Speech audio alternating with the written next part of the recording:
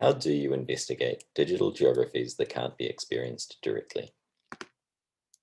This was the challenge we faced as researchers on the Investigating Robots in Public Space project working in Melbourne, Australia, where the use of robots in those everyday spaces is not yet widespread. This project, which is a collaboration between the Emerging Technologies Research Lab, Monash Data Futures Institute, Better Governance and Policy, and Monash Robotics at Monash University, is interested in how people understand and make sense of robots in everyday public spaces. To enable us to explore this, we adopted collage as a technique for presenting possible visions of the future.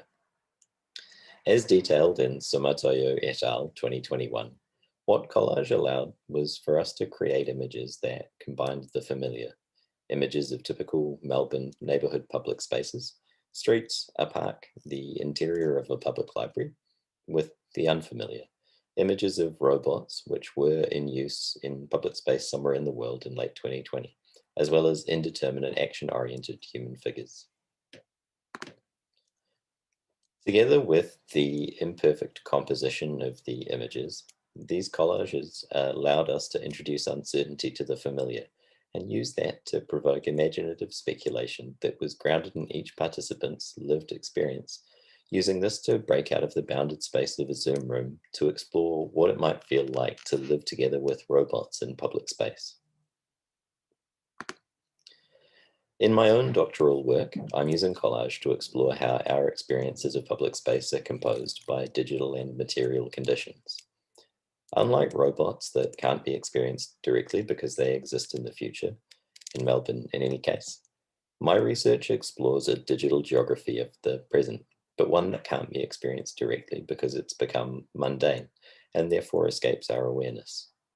I'm using collage as a technique to recompose images created during a site visit to a particular public space.